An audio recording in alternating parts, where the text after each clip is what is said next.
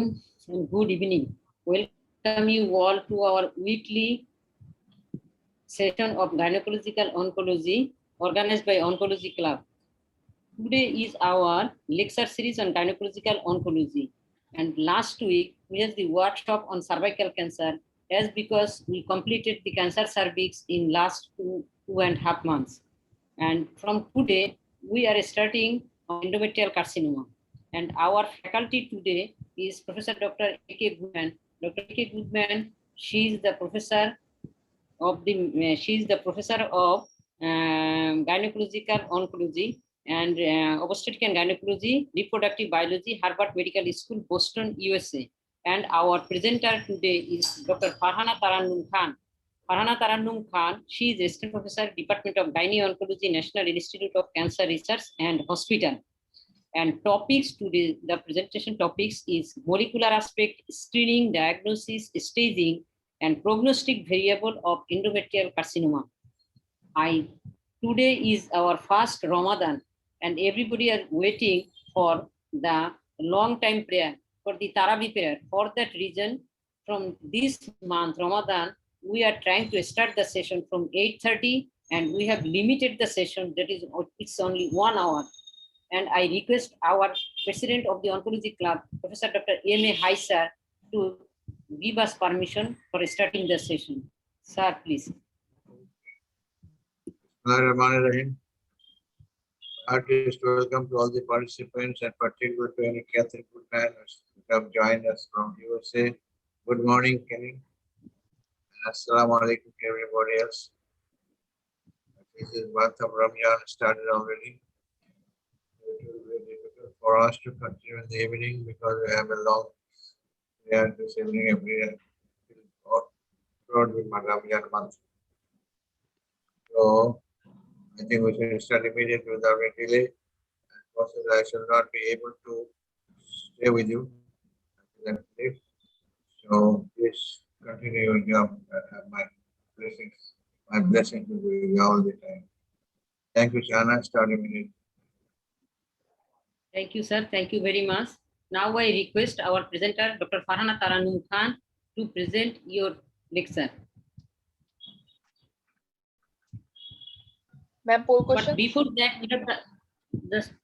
that, we have the poll questions, and every participants are requested to vote for the poll sessions. And after that, we will start our presentation. Fatima, you please show the poll questions on the screen here. First time it is 14 per question. You will get only 40 seconds. And at the end of the session, we will again show you the poll questions and you will again vote. And after the end of this voting, 3 winners will be selected, and they will be, we will give you the gift for these 3 winners.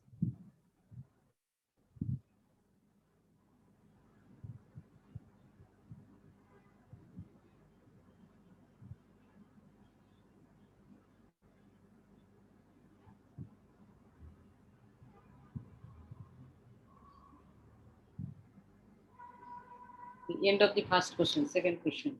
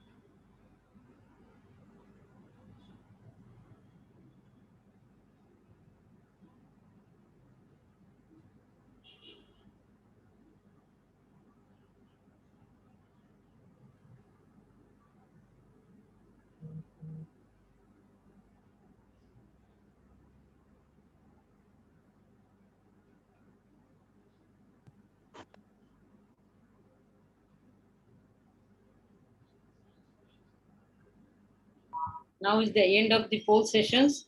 Now we'll go for the presentation. Close the poll session.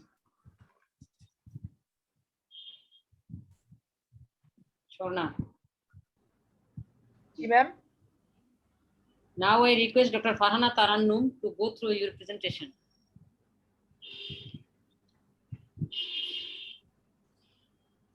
Am I audible? Yes, you are. But poll question is visible. No poll question. এটা কি আপনার ইয়া? Shorna. Yes. Ma'am, poll questions তো stop করে দিয়েছি। Okay, okay. ঠিক আছে। Are my slides visible? Yes.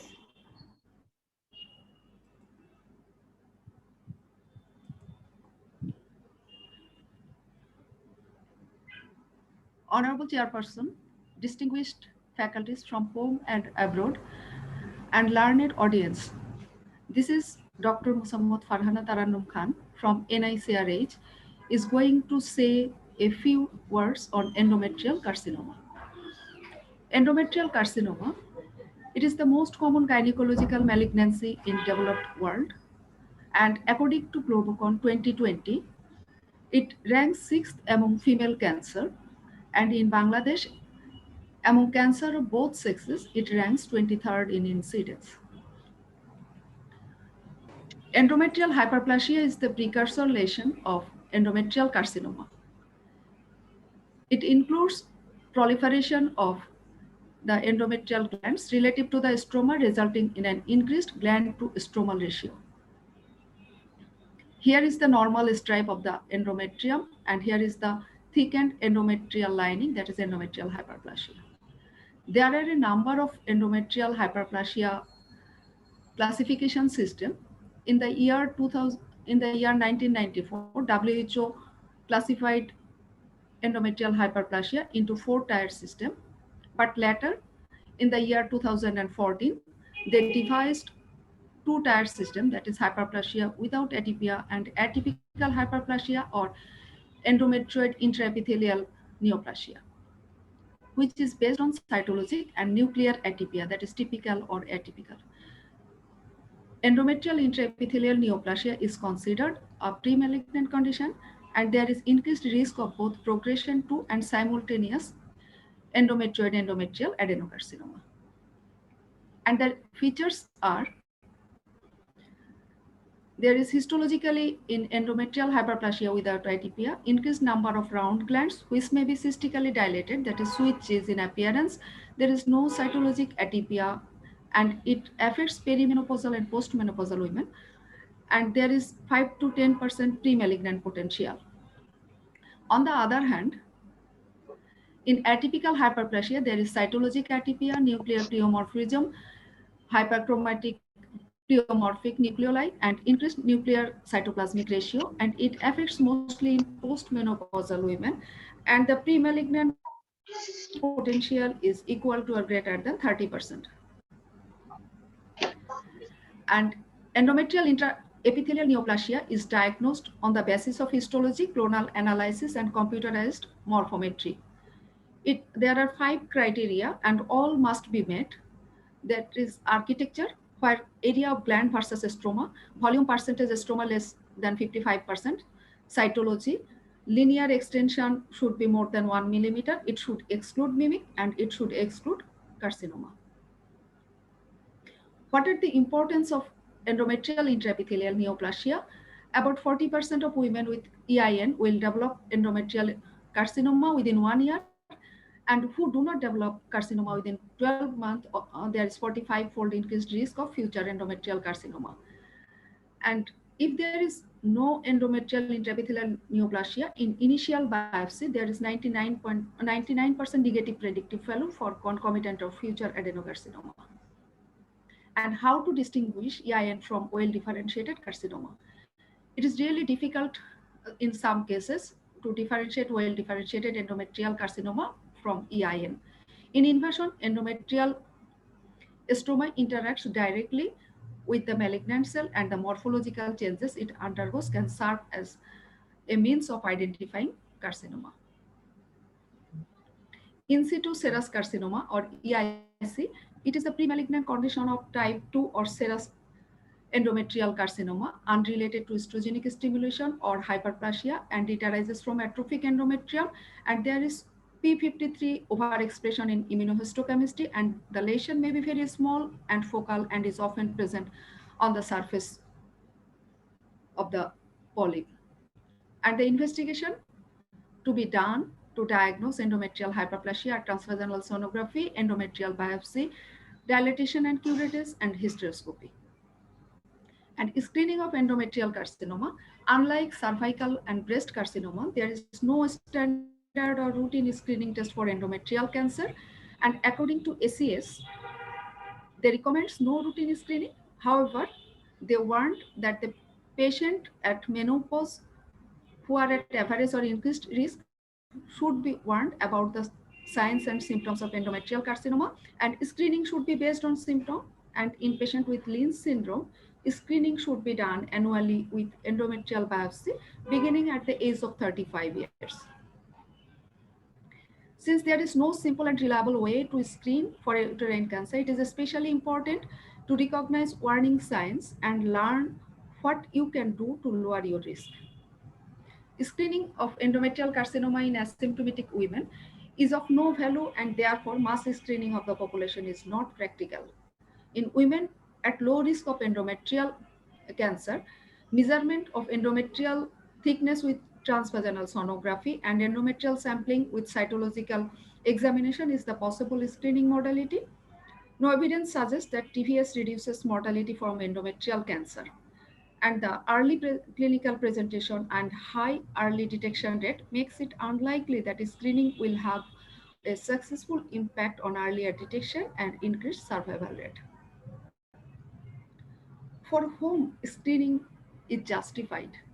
Women from families with Lynch syndrome, they should be screened annually with endometrial biopsy and TVS beginning at the age of 35 years.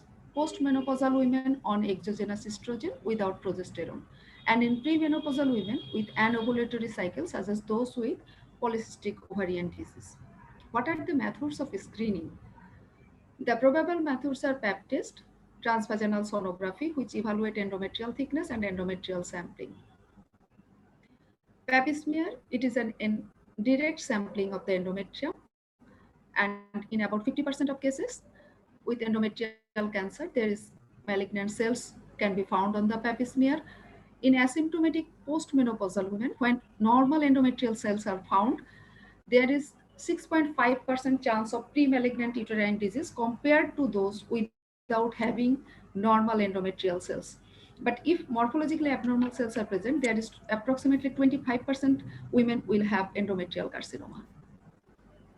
Transvaginal sonography with or without color flow will have false positive rate 50%, false negative 4%, and there is excellent negative predictive value in postmenopausal women. And when endometrial thickness is equal to or greater than 5 millimeter, in postmenopausal women, it is considered as endometrial hyperplasia. Now, what are the benefits of TVS?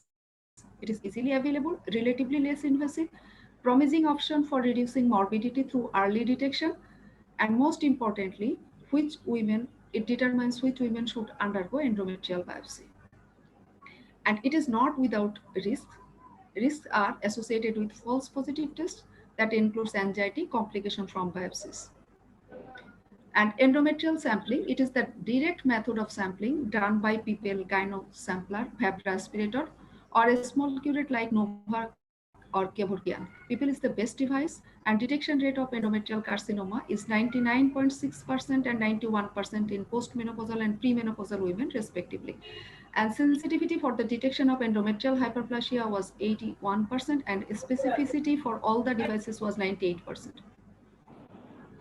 And endometrial carcinoma, which can be classified traditionally into two different clinico-pathologic subtypes, type 1, which is estrogen related and endometrioid type, type 2, non-estrogen related or non-endometrioid type.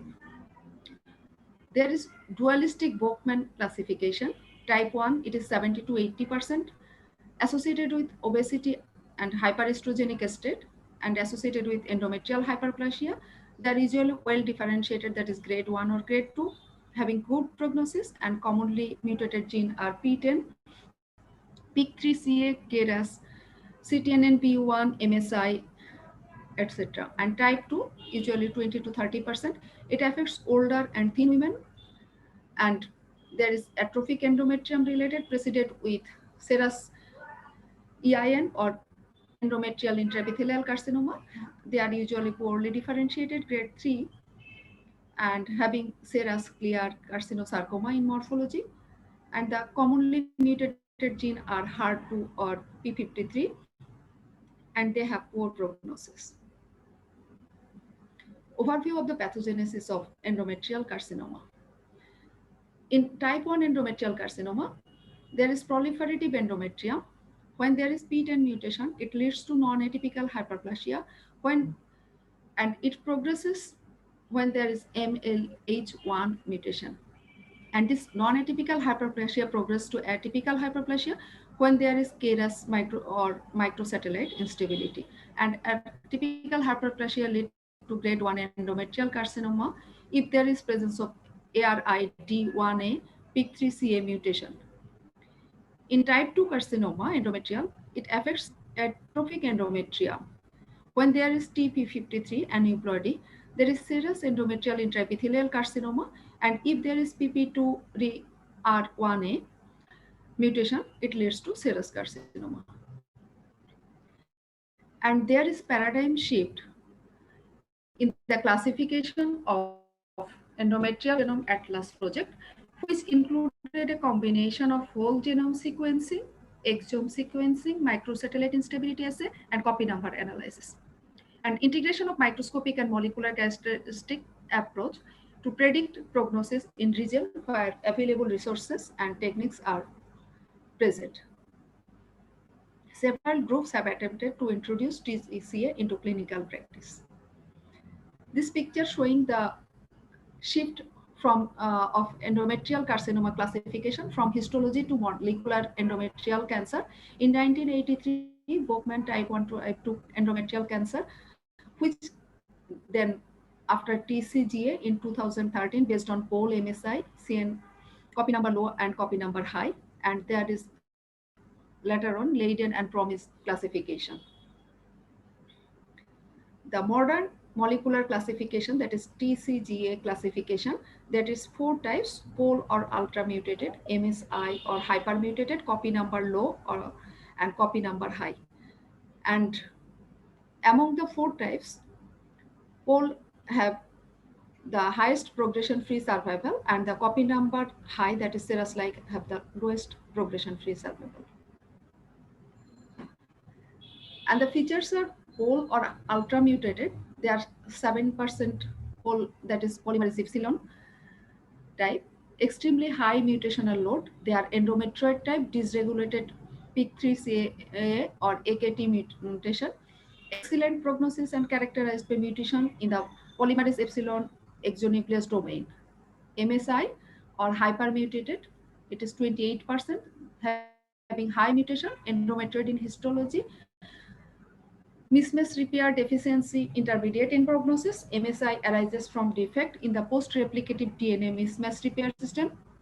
MSI is driven by MMR deficiency, and MSS, that is microsatellite stable or no specific molecular profile, it is 39%, having low mutation, low copy number, most endometrioid and some mixed type, intermediate in prognosis, and they have no specific molecular profile. And serous-like or TP53 mutation, very high mutation rate, copy number low, serous endometrioid or carcinosarcoma, histology, worst prognosis, and high P53 mutation rate. What is the importance of the classification of endometrial carcinoma by TCGA? They have impact in the preoperative setting, impact on adjuvant treatment, on surveillance, and impact in recurrent disease. What are the clinical features by which we can diagnose a patient with endometrial carcinoma? The symptoms are usually 90% patient present with abnormal vaginal bleeding and most commonly postmenopausal bleeding. However, they may also present in premenopausal women with persistent intermenstrual bleeding and in perimenopausal women with prolonged heavy bleeding. There may be purulent vaginal discharge in case of hematometra or pyometra. Patient may feel pelvic pressure or discomfort, and there may be referred pain in the hypogastrium or both iliac fossa, which is known as Simpson's pain. Pain is usually not severe and it persists for 1 to 2 hours and comes at the same time each day. Patient may also complain of lump, which may be due to hematometra or pyometria. And in less than 5% of cases, patient may remain asymptomatic. What are the signs? Patient profile are usually patient nulliparous, postmenopausal, may be obese. She might have hypertension or diabetes. On examination, we might get anemia. There might be lymphadenopathy in advanced stage. On abdominal examination, we might get ascites. There might be hepatic or mental mass. And on pelvic part, there may be large smooth mass, midline mass arising from the pelvis due to hematometra or pyometra. On parvaginal examination, uterus may be bulky, normal, or atrophic, and bulky uterus might be due to growth in the endometrium or maybe coexistent fibroid or pyometria. There may be coexistent epithelial ovarian cancer or granulosa cell tumor. What are the investigation we need to diagnose endometrial carcinoma? Transvaginal sonography, endometrial biopsy, fractional curetage, hysteroscopy, and guided biopsy. MRI, CT scan, colonoscopy, cystoscopy. Transvaginal sonography is the most important diagnostic modality. It is easily available. There might be increased endometrial thickness, which is irregular. There may be polypoidal lesion, increased. There may be fluid collection in the endometrial cavity, or there is frank invasion of the endomyometrial junction or subendometrial halo. In case of color flow Doppler, there may be increased vascularity in the endometrium. We may do endometrial sampling when there is increased endometrial thickness, that is more than 4 millimeter in patient of postmenopausal women. Usually we do people, this is people instrument and this is Vabra aspirator. This can be done in outpatient basis, but there is 10% risk chance of false negative rate in case of people aspiration. When there is negative endometrial sampling, but patient having symptom, we have to do endometrial curettage, that is fractional curettage, we can do under anesthesia. Our hysteroscopy can also be done, and accordingly guided biopsy, this is the gold standard. We can also do MRI in endometrial carcinoma. This is an excellent modality for characterization of endometrial carcinoma. It can say about the size of the uterus, size of the growth, whether it has invaded the endometrium or myometrium or extended the adnexa, or whether it has extended into the cervical stroma or invaded the bladder or bowel mucosa. And it is also extremely beneficial for patient for whom we want to do fertility sparing therapy. Hysteroscopic view of endometrial carcinoma. Nowadays, there is office hysteroscopy is available, which can be done in outdoor basis. The advantage of hysteroscopy is that we can see the endometrium and can take biopsy accordingly under direct vision.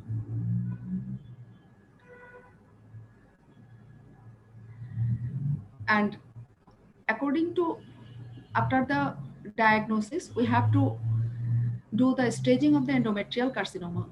From the year 1988, surgicopathological staging is done by the FIGO.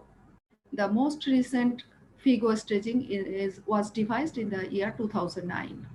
Stage 1, when it is confined to the uterus. Stage 1A, when it is confined to the endometrium or affects less than 50% of the myometrium. Stage 1B, when it affects 50%, equal to or greater than 50% of the myometrium. Stage 2, when it involves the cervical stroma.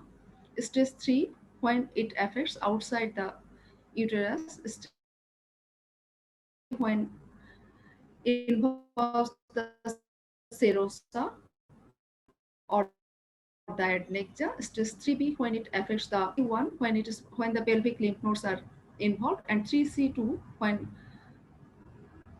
paraortic lymph nodes are involved. Stage 4A, when bladder or bowel mucosa is involved, and 4B, when liver or lung parenchyma is involved, or there is involvement of the inguinal lymph node. And what are the prognostic variables in endometrial carcinoma?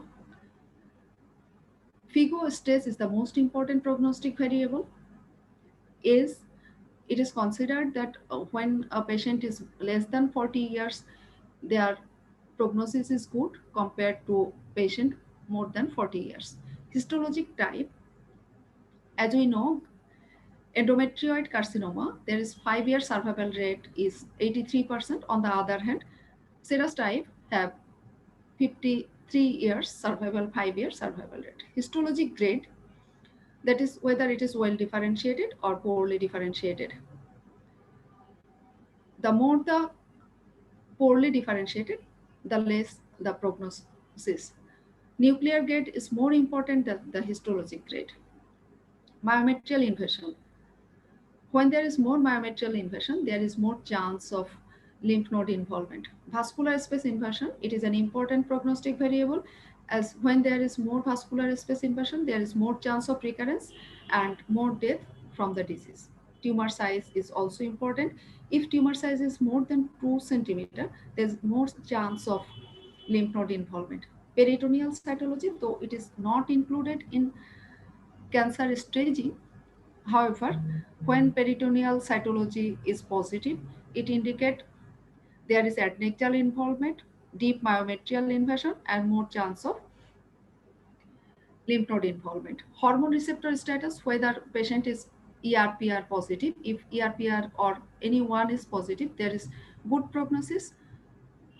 DNA ploidy, aneuploid tumor having poor prognosis compared to diploid tumor.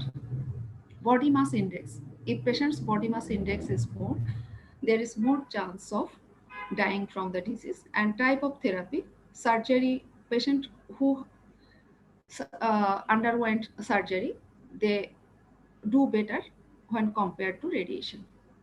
Thank you everyone for your patient hearing. Thank you, Dr. Tarannum, for your elaborating and nice presentation. Now I would like to request our faculty, Dr. A.K. Goodman, to give a elaborate and detailed presentation and a short presentation over it, and she has the idea that she will go through a challenging case over the endometrial cancer. Dr. A.K. Goodman, ma'am, please. Hi, I wanted to just thank Dr. Farhana. That was a fantastic presentation. I think if you memorize everything she said, you will be an expert on endometrial cancer. It was fantastic. I actually kind of put together a similar talk, and I'm not sure that it's really, it adds much to what she said. So I thought, because I know that you have only 30 minutes left, that maybe what we could do is go through. No. You can continue, please. Continue? Okay. Is to go through the care of a patient I am taking care of right now. And I am very interested in your comments of what to do. And we can maybe use this patient to go through the very, very important points that Dr. Farhana brought up, okay? That we can elaborate on the very clear teaching points that have come up about risk factors, about staging, about prognosis, diagnosis, and so forth. Okay, so let me just present this. Okay, yes, I think Dr. Farhana is fantastic. That's a really, really wonderful presentation. Okay, so let me tell you about my patient. She is a 60-year-old woman. She has 3 children. She has really a little bit of hypertension. I would say the only medical issue she has is she has a BMI of 40. So she is a bit overweight. And she has not seen a doctor for many years. She lives out in the rural community, out in the country, about 60 miles away from Boston, so up in the north, and has not seen a doctor. She developed postmenopausal bleeding. She does not remember when her last period was, but she started to have some bleeding. Now, we know from Dr. Farhana's wonderful teaching that in the setting of postmenopausal bleeding, there is a risk that this could be a cancer.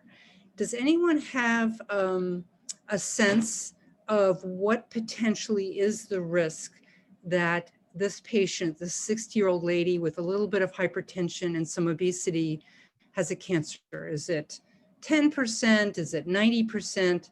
What do people think? Would someone like to volunteer?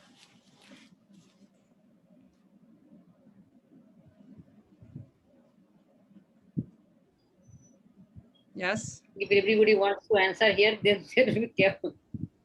Come on, be brave, guys.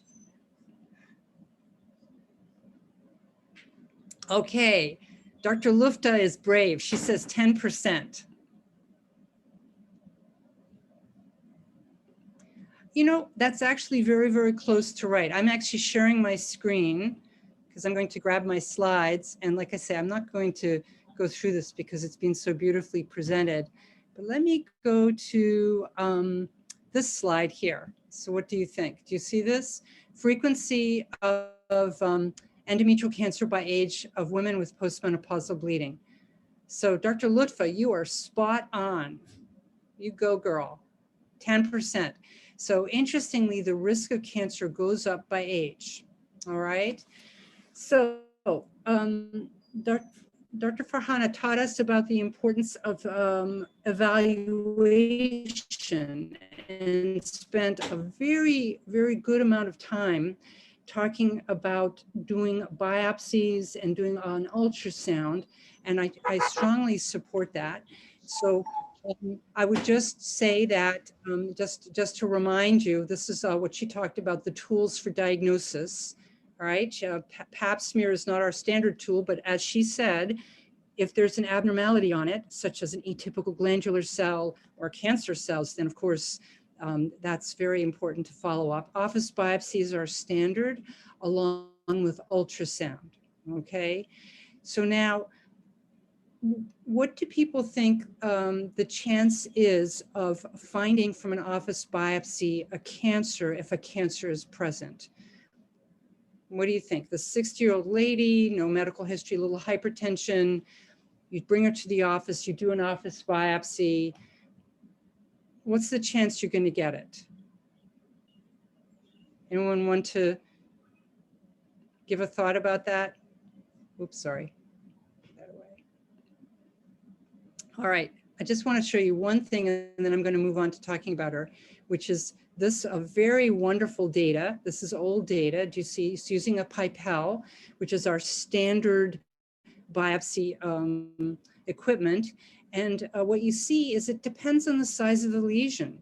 So you can't just say flat out, oh, we're going to get this cancer if it's there. It depends on how big the cancer is. So if you have a little tiny cancer, you have a very, very high chance of missing it. On the other hand, if your cancer involves more than 50% of the endometrial cavity, you have a pretty big chance of getting it. All right, so anyway, let's get back to our patient. So she went and got a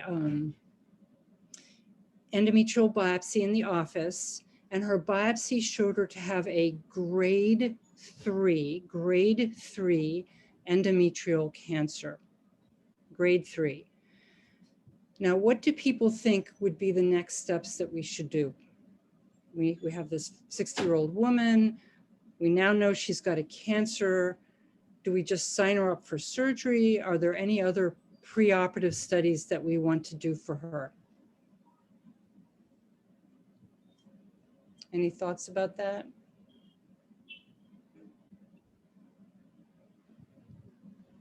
I no longer can see my chat screen. Shahana, can you tell me if anyone's answering? If somebody answers in the chat box, you please. Dr. Mahenas, she answered it is MRI. Lutfa also MRI. Excellent, excellent. Yeah, so I got a CAT scan. An MRI is a great thought, and we'll get back to that. And I thought, you know, a grade 3 cancer, I'm very worried in a grade 3 cancer that she may have an increased risk of lymph node spread, right? So actually, let me go back to my PowerPoint slide. Where did it go? Open recent. I think if you go through a short presentation about the short note about your every slide, then the participant will be more happy. Okay, we'll go there. Okay. So let me go to slideshow.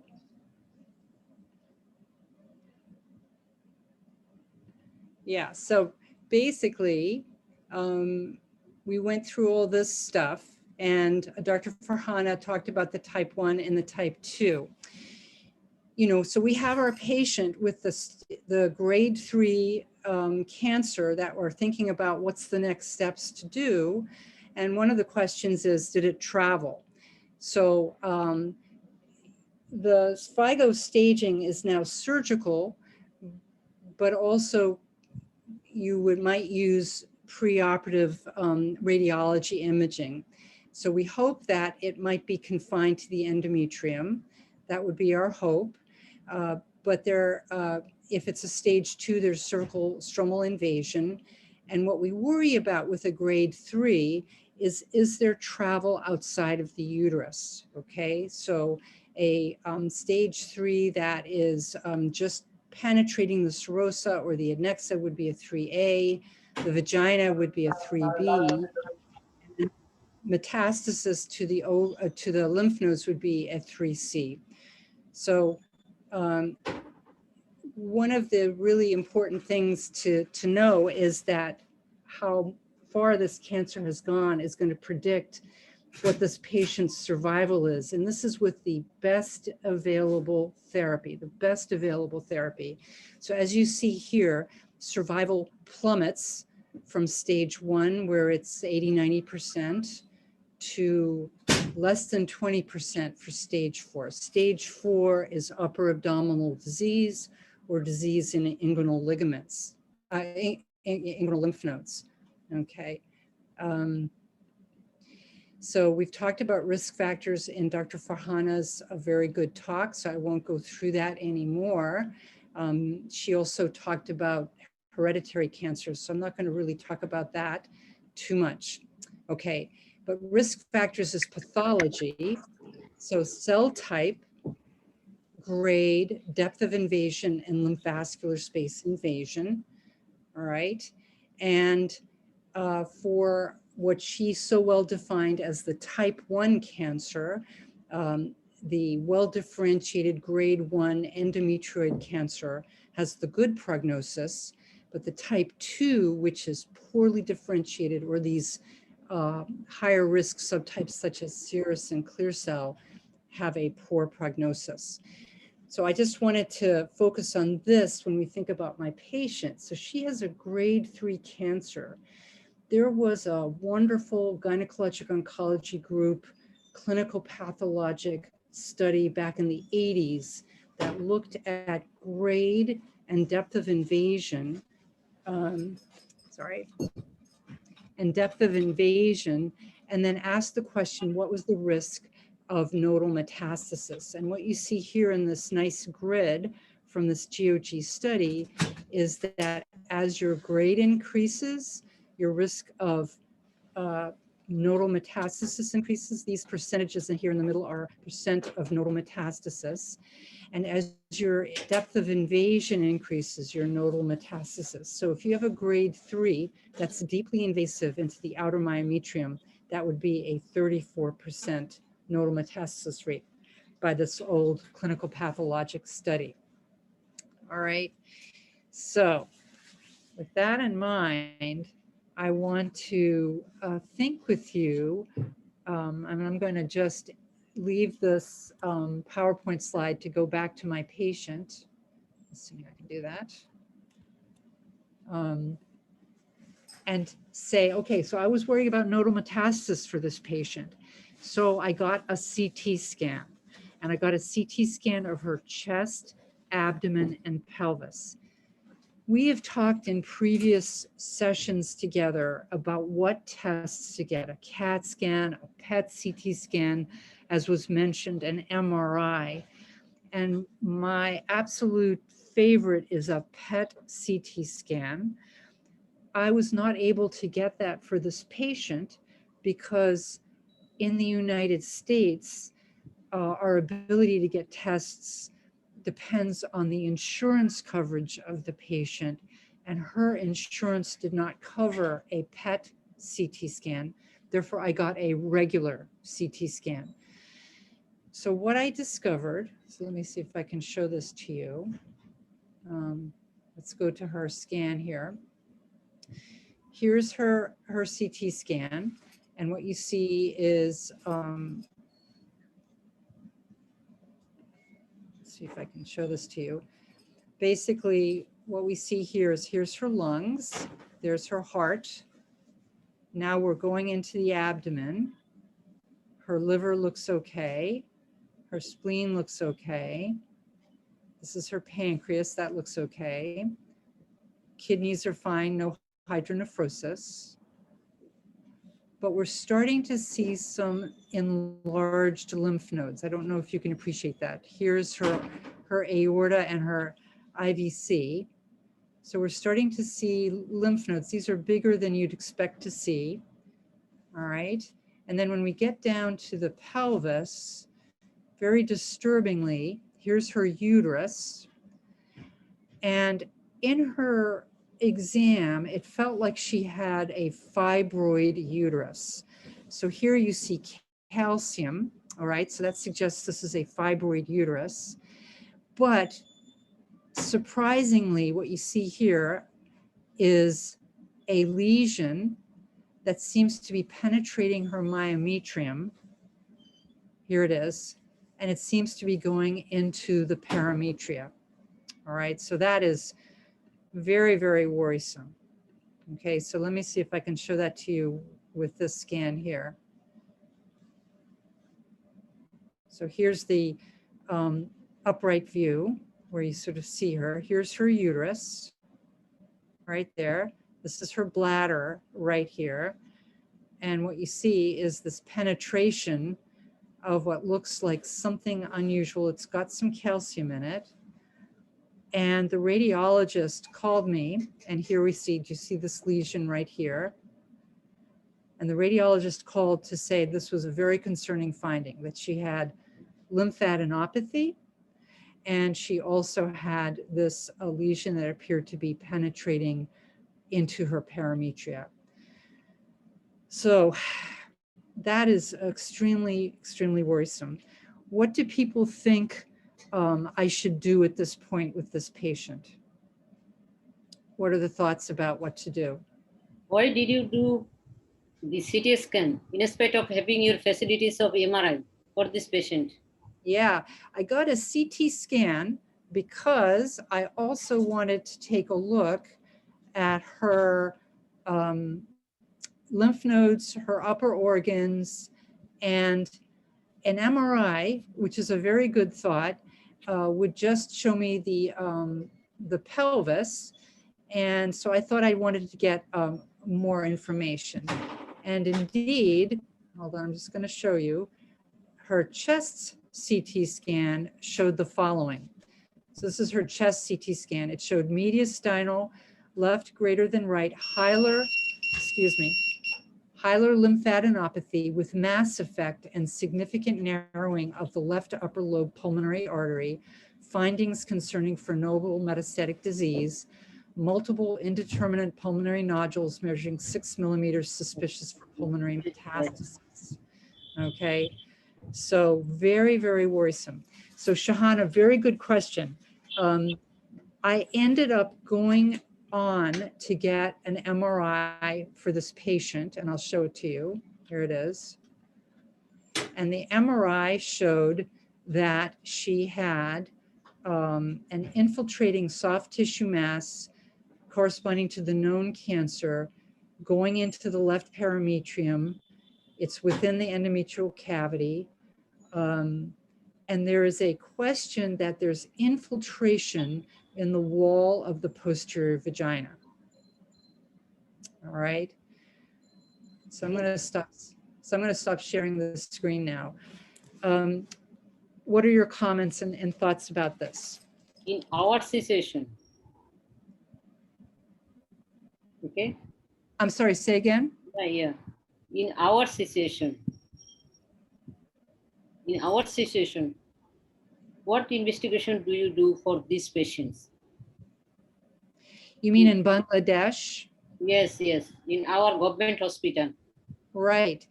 Okay. So I know that you do get MRIs and I know that you do get CAT scans. So, but I also know that a lot of times the patient will have to pay for them. Is that correct at NCRH? Yes. Yes. This, of course, leads you to have a very big problem, doesn't it? Because in my setting, I did the CT scan because she had the grade 3 endometrial cancer. To Dr. Farhana's wonderful lecture and points about risk factors, she had a risk of up to 30% pelvic lymph node metastasis from the GOG study, right? Yes. And potentially a higher risk of deep invasion and metastatic spread. I was not expecting her to have such advanced disease all the way up into her lungs. The CT scan gave me that information. And yes, the take-home message is the ideal in this advanced stage disease. At first, when the patients comes to us in our outpatient department, we first advise her either a transvaginal ultrasonography and chest X-ray. If chest X-ray, and obviously there is lesion, it is seen in chest X-ray. In that case, if the patient can afford, they will go for direct PET CT. If they can't, then we can do CT chest, abdomen, and pelvis. Yeah. Yes, I completely understand. And maybe one of my messages is to be risk-based in your decisions about, oh, I can take off my mask, the lady left, sorry. You can be risk-based in your decisions about preoperative testing. For instance, you have a grade 1 cancer, your exam feels fine, there's no other factors that make you worry, then probably you can just take her to the operating room, get a chest X-ray, potentially that'll be all you need to do. You could get an ultrasound. But your chances of having anything more than what you find at surgery are minimal. On the other hand, when you start to get into these type 2 cancers, these high-risk cancers, such as a grade 3 cancer or a serous cancer, it will change your ability to operate. What I discovered with my preoperative evaluation of this patient was she has inoperable disease. Advanced stage disease. And I am humbled by my inability to figure that out in the clinic, right? Based on my exam in the clinic, I mean, she's BMI of 40, so it's not the best exam possible. I really did not feel that. It just felt like a big fibroid, right? So if I had taken her to surgery after anesthesia, I would have done again an exam under anesthesia. And I suspect on exam under anesthesia, I would have identified her parametrial disease and probably aborted the case. Maybe, I assume. But the CT scan prevented her from having an unnecessary surgery. We also know with her lung metastasis that she has stage 4 cancer. So in the best possible situation, her 5-year survival is 20%. We've already changed the whole reality of what she is facing, right? There's some wonderful comments in the chat. I just wanted to see if I needed to understand. So her performance status is 0. She was totally fine. She really wasn't having any pain. She was working. Immunohistochemistry, yes.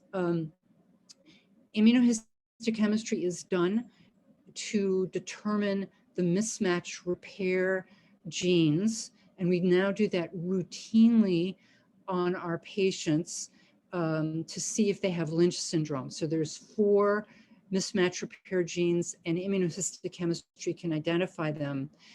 And in her case, her mismatch repair genes were intact. That is, she did not have Lynch syndrome, and she has no family history of cancer. So that's a great question. In terms of interventions, that's a very important and spot-on question, because say she did have a mismatch repair gene mutation, she would be eligible for immunotherapy. And given that we now know she is a stage 4 cancer, she will first get regular chemotherapy, carboplatin, Taxol. That's the first thing that'll happen. If she had a mismatch repair gene mutation, she would then get immunotherapy. Because she does not, immunotherapy will not be helpful for her. Okay, let's see what other questions. Yes, the risk factors increase her. I'm sorry, Shahana? Oh, okay, please continue. Oh, I was just looking at, so Dr. Bodie Williams says risk factors increase her risk as hypertension and obesity. Yeah, you would think so, except of course the hypertension and obesity risk factors really are for type 1 cancers. They are probably correlated with high estrogen states, okay? And with a grade 3 cancer, her cancer is not estrogen driven. Yeah. Yes. I realize that we are. Yeah. Dr. Srivastava sir, Shyam Kishore Srivastava sir is with us, and Dr. Vijay Ahuja sir, he is president. Last time, probably you meet with them. I request Dr. Srivastava sir and Vijay Ahuja sir to comment on this presentation. Srivastava sir, please. I've just joined. I'll be listening. And thank you so much for remembering us. We have been associated with your club for a very long time. Thank you so much, Doctor. I'll be commenting subsequently. Okay. Yeah. Good evening, Ramadan Kareem. Thank you, sir. So we will see the discussions later. Okay, sir. Yes, thank you so much. It's so nice to see you all. And I realized that we're coming upon the hour, isn't that right? For Ramadan. It's almost at the hour. You may continue. Yeah. Okay. Just Dr. Begum But you may continue. Yes. Has the comment about pembrolizumab. Yes, that would only be in the setting of either a mismatch repair mutation or in the setting of having a PDL1 receptor positivity. Yeah. For Dr. Vijay and Dr. Shyam, it's nice to see you. I just presented a woman, a 60-year-old woman with only a little hypertension and some obesity with a grade 3 cancer, and her pre-op workup showed her to have a deeply invasive tumor into the parametrium, periaortic adenopathy, and widespread lung mets. What would you do in your practices? What would you do next for her? Good evening, Dr. AK. Nice to meet you again. I don't know whether you remember meeting me in Doha. I do. Yes. So sorry, I think I got the time wrong. I don't know how I missed the presentation. I thought it was at still a minute to go as per my time. So I think what I could gather is that you have a patient with a metastatic disease to lung stage 4 endometrial CA, and the histology is endometrioid. But I'm sorry, I didn't get the histology. Yes, so it's an endometrioid grade 3. Okay. She presented with postmenopausal bleeding, and her workup shows lung metastases, para-aortic nodal mets, and a deeply invasive uterine cancer invading into the parametria, making her inoperable. Yeah. So I would start away with once this basic workup. If we have the histology, and if she's fit for chemotherapy, then chemotherapy would be the first choice. And I would follow her with following the chemotherapy. If she shows her response to both the metastasis as well as the local symptoms. If the lung mets clear completely during chemotherapy, I could consider a salvage hysterectomy. If the lung mets do not clear completely and she continues to bleed, then I would consider palliative radiation to the pelvis. Mm-hmm. So that's from me. Thank you. Thank you.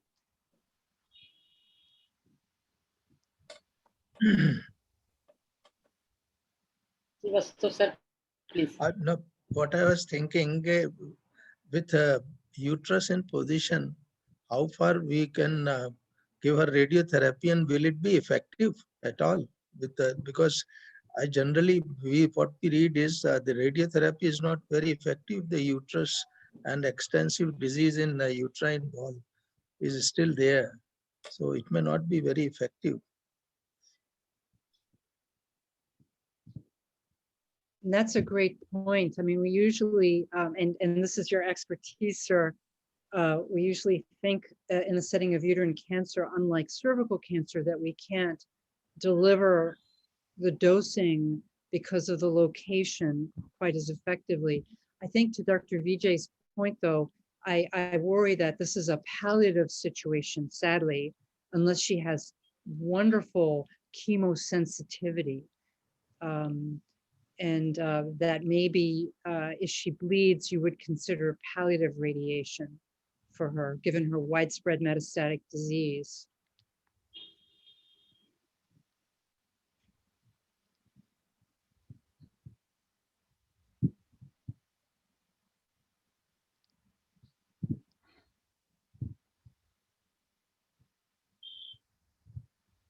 Can you go through the molecular aspect of this endometrial cancer?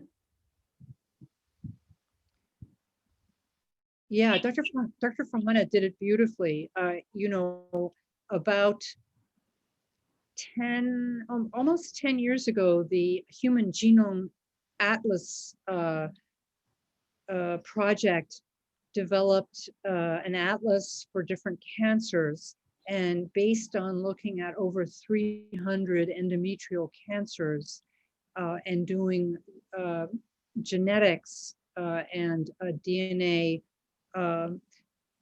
evaluation, they came up with these four different subtypes that sort of correlate broadly with the type 1 and type 2. And I can again share my screen, and I have the same. Let me see. Let me go to it. Here we go. So basically, if we sort of take a look at, here we go, the human genome atlas, all right? And so really there are these two different molecular characterizations. One, is it really practically useful for us, even though it's been almost 10 years now that we've had this knowledge? And the other is becoming more and more useful. So let me talk about the more and more useful one, which is the mismatch repair genes. And as you see, here are the 4 genes. And the standard setting is that once we have a diagnosis of endometrial cancer, we will do immunohistochemistry to test for these 4 genes. Should there be a mutation identified based on immunohistochemistry, we then go and do blood test genetic screening for Lynch syndrome in the patient. And that would tell us whether they have a germline mutation or is it just a somatic mutation? A somatic mutation means it's just in the cancer, but it's not something that they inherited. Okay, so that's the mismatch repair genes. And then as Dr. Farhana talked about the cancer genome atlas, what you see here in this picture is just, here's just the sort of sequencing, the gene sequencing that led to the identification of these 4 unique genomic classifications, which she talked about so well. And I think I have the same very, very famous slide that looks at prognosis, right? You have survival here, here's months of survival, progression-free survival over the months based on these 4 categories. So the poll is in the type 1 category, and actually so is the MSI and the copy number low. The copy number high, this one here is the type 2. We don't yet really have pragmatically what we call targetable mutations that we, beyond a clinical trial, use in our practice for advanced or recurrent endometrial cancer based on the those molecular findings of those 4 categories. As I said before, we do use now the mismatch repair gene mutations to inform us about the option of immunotherapy. And that's really currently where it becomes relevant. I don't know if Dr. Vijay, you had any other thoughts about the immunohistochemistry issue and the molecular issue. No, you rightly said about targetable differences in this molecular changes. It's right now, as we are awaiting the POTEC 4A study. I don't know whether there is any interim result or something like that. Till that comes, we don't know. But that will also address a specific group of patients that is a high intermediate risk group regarding treatment. In the advanced stages, maybe it would tell us which group may not need chemotherapy and which group would need radiation alone. Right now, as you mentioned, only that mismatch repair gene deficient patients who have Lynch syndrome. Now, checkpoint inhibitors are the class of drugs which are being tried. Obviously, we have no experience. I think once it comes also, it's beyond the reach of our patients, too prohibitively expensive right now. So I just don't know when it will be standard of care and all. It looks a bit far off. And right now, other than MMRD, I mean, checking for mismatch repair deficiency, we are not doing any other tests routinely. We are routinely doing screening for Lynch for all endometrial cancer patients. Once somatic testing is done, if they have a somatic MMRD, then we do a germline so that the family is also counseled, appropriate interventions are taken. That's the only thing we're doing now.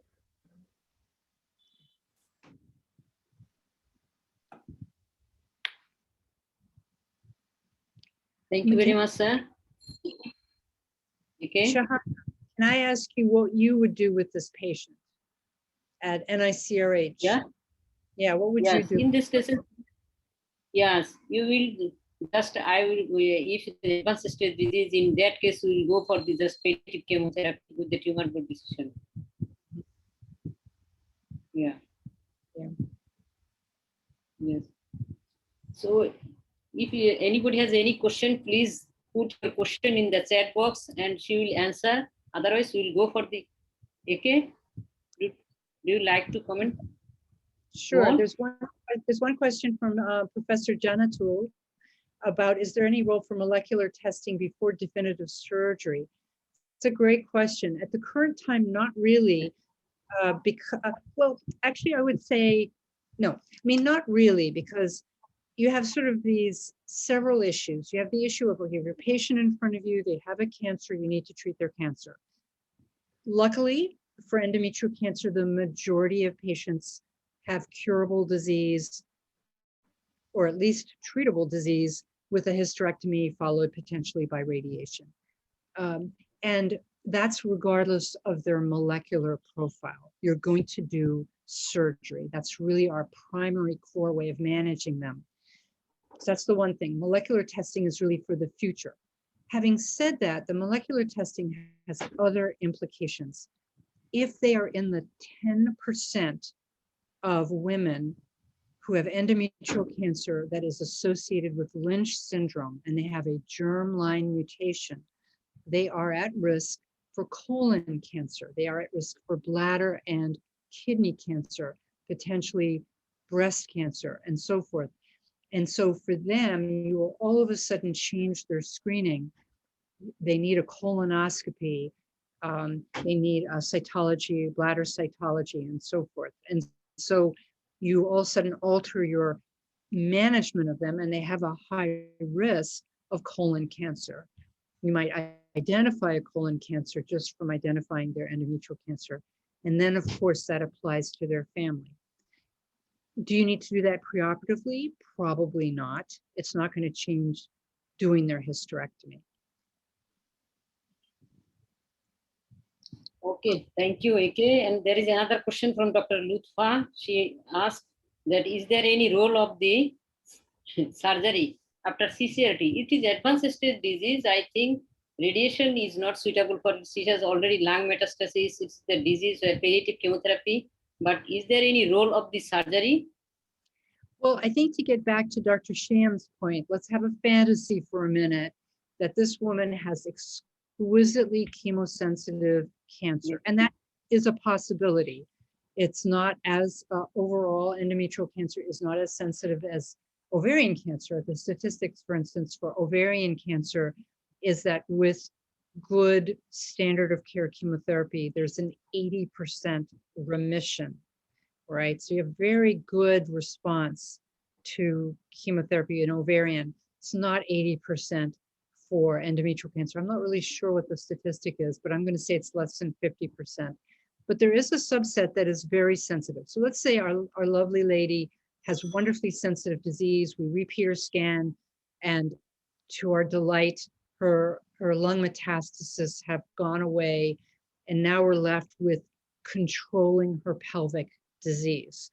Okay, maybe the chemotherapy has shrunk it a little bit. Maybe you would consider doing some external beam radiation therapy again to try and control it. And then you could reevaluate to see if there's any role for surgery. But I think upfront, probably not. I can just add one case. Even I had a similar case in Doha. She was a around 60-year-old lady. Very performance status was excellent. She had lung mets and an isolated pelvic nodes. Lung mets were discrete in one lobe. And then we started her on chemotherapy. After 3 cycles, she responded very well. And then we continued to 6 cycles. There were no residual metastasis in the lung. The uterine tumor was small. She had stopped bleeding. So we did a hysterectomy and node dissection.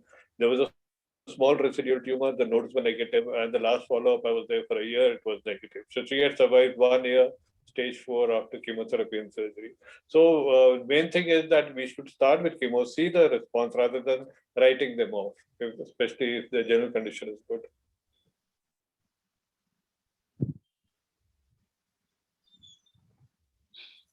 Okay, thank you, sir. Okay, Dr. Okay, if Farhana, there is- can I ask one question to AK?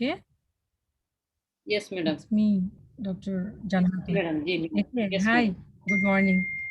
Okay, if the scenario of your patient, like that, she has no pulmonary mets, only parametrial elevation and pelvic and para-aortic lymphadenopathy. That is, if the stage would be stage 3B or 3C, then do you suggest surgery Yes, in this madam. patient? Chemotherapy. No. Yeah, that's a Upfront great surgery. No approach. Yeah, I would probably, if she had local regional disease, so let maybe refocus this. If you think about cancers, there's localized, then there's local regional disease, and then there's distant metastasis. So let's say she didn't have lung metastasis and she really just had local regional disease, but very big local regional disease. I might work with my radiation oncologist to consider treating her like a cervical cancer, like a 3B cervical cancer, and doing chemoradiation. I mean, I realize that's getting a little bit outside of your standard of care, but you're sort of treating the patient based on what your findings are to see if you can shrink down this disease for local control. You could argue maybe doing adjuvant chemotherapy first, carboplatin Taxol, as Dr. Vijay says, and that's a wonderful story that was patients. There is a subset that will, so you could argue maybe giving 3 cycles of carboplatin Taxol, reevaluating if she has good response, then doing chemoradiation like you would for cervical cancer.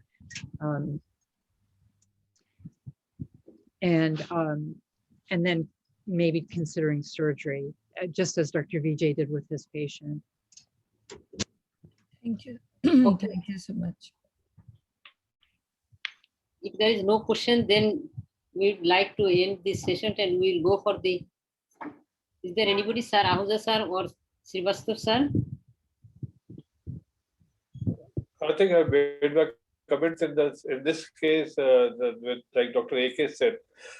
Generally, what I don't know, we don't have so much of extensive experience with chemotherapy, but what is usually seen is that chemotherapy helps more in distant metastasis. Parametrial disease, I'm not very sure. So I would think of radiation. And then if there's a good response, because even if there's a complete response to radiation, 50% relapse in the uterus. So I would think of an extrafacial hysterectomy if there's a good response to radiation. But if there's a para-aortic node there, then I will give chemotherapy first. Yes, sir. I just want to suggest or ask something. Is there any role of hormonal palliative management in these type of cases? That's a great point. I think what I would do, and I haven't done this for this patient yet, is I would get estrogen progesterone receptors. Should she be receptor positive? Absolutely. I think that the literature suggests about a 20% response rate to hormone therapy in advanced endometrial cancer, which is nothing to sniff at, you know, so that's another potentially palliative, but occasionally durable management strategy. Thank you. It was radiation and chemotherapy, and she was absolutely adamant. So I put her on progestogens, and she's in 2 years, she is symptom free. What I am saying is quite a few patients may respond to this type of intervention also. Thank you. Thank you. Okay. Thank you, sir. Thank you very much for your nice comment and nice example, sir. And probably as because today is our first Ramadan and everybody is going for the long time prayer, the Tarawih prayer, and everybody is waiting for going to pray. And now we want to close the session, but before that we'll go for the poll questions again, and all the participants are requested to vote for the poll questions. And Dr. AK, thank you very much for your nice and elaborating presentation and your evidence-based presentation. Yeah. Now it is 30 seconds for poll voting, 30 seconds.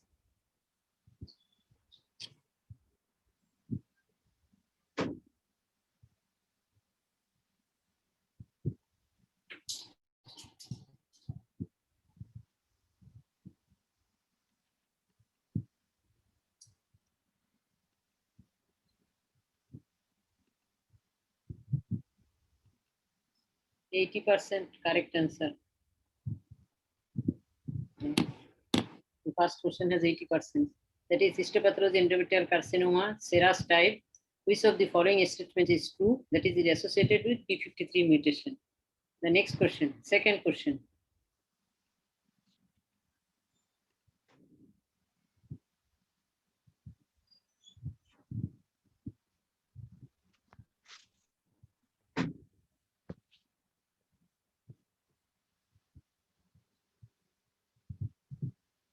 When the combined screening for the endometrial carcinoma is done,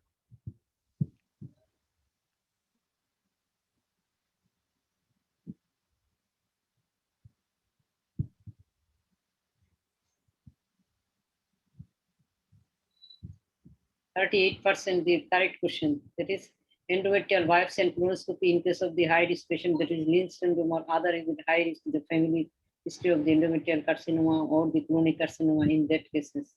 The third question.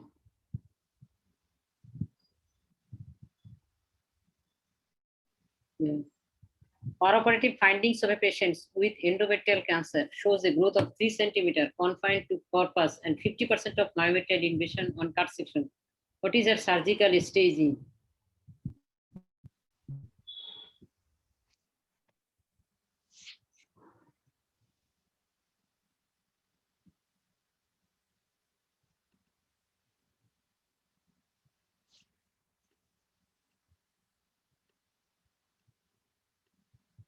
It's 76% correct answer. That is in stage 1B. If it is in only endometrium, that is in stage 1A, and if it invades the myometrium, then 1B, and if it invades the involves the cervix, it is stage 2. So it is stage 1B. Now the end of the poll voting. Then they show the results of the poll voting. Farhana, please. Who are the winners?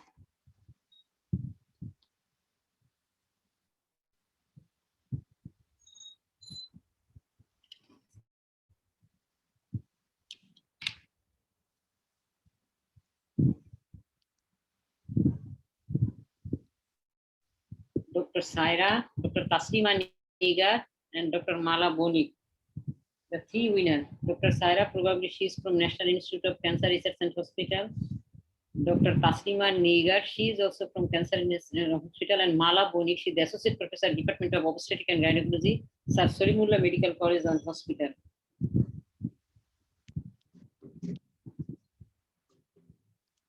Yes, congratulations to all the winners. And thank you all, and thank you, Dr. Vijay Ahuja sir, Dr. Srivastava sir, and Dr. AK for being with us. The sir is probably she's on his prayer. So we are very much grateful to you all, and we request in future you will also be with us. So in Ramadan, during this Ramadan 1 month, we will continue the session, but in a short time, that is for 1 hour, from 8:30 to 9:30 p.m. All the participants are requested to attend this session just for 1 hour. Otherwise, it is the interruption. So thank you all, and I am grateful, and all the participants, because without you, the session, we cannot continue the session.